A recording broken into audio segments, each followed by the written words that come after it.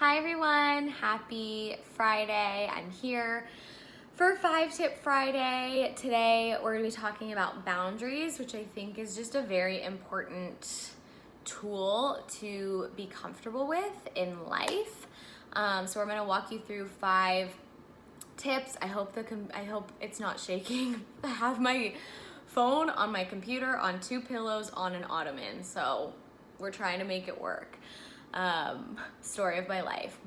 So I'm gonna walk you through 5 tips to just get comfortable with setting boundaries.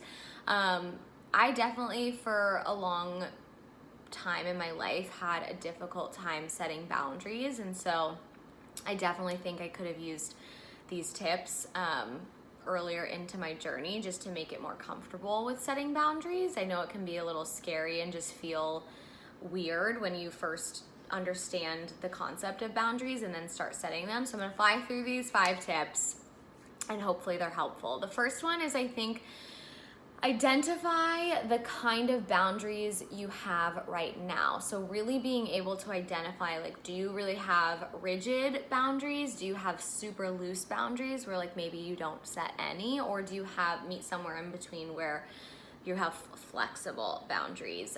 In the book that we just read for April book club, for Blush's book club, it was How to Do the Work by the holistic psychologist.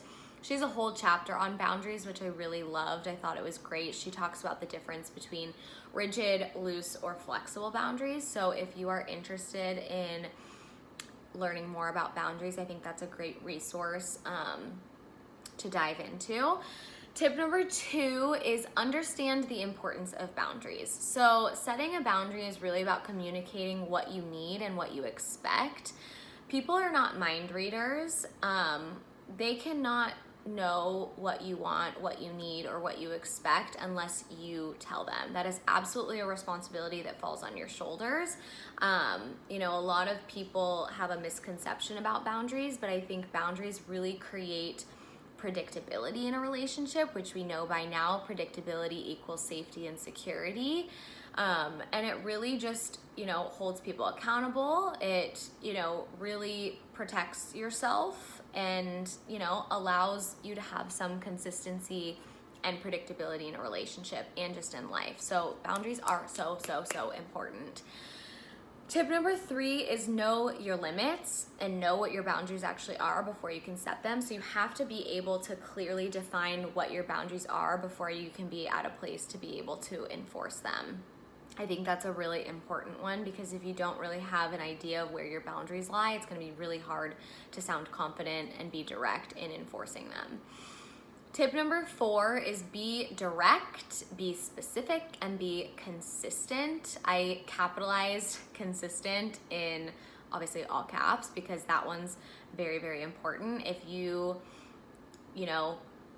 tell your significant other, your boyfriend, your girlfriend, whatever, that cheating is not something that you will tolerate, and then they cheat on you, and then there is no consequence or accountability to follow up, then you're sending them the message that you might have said that was your boundary, but there actually is no follow through. So I think being consistent and having your words align with your actions, and boundaries equal accountability.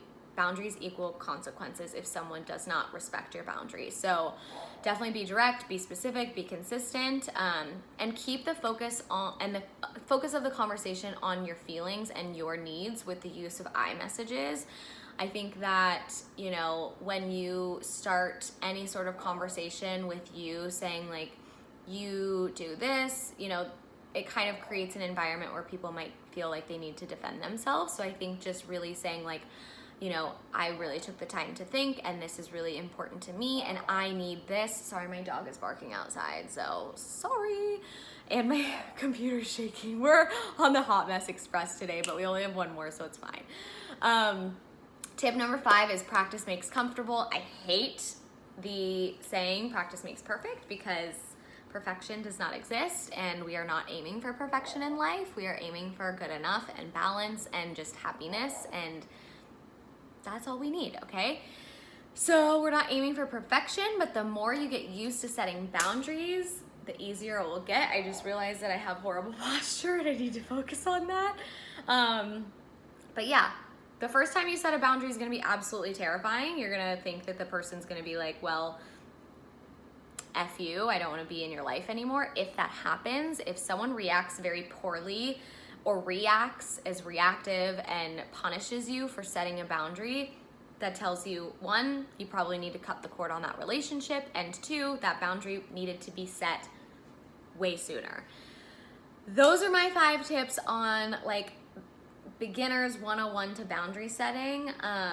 If you have any questions, let us know. Boundaries are just very important. They protect you, they protect your space, they protect your energy, they communicate to you and your people what you need and what you expect.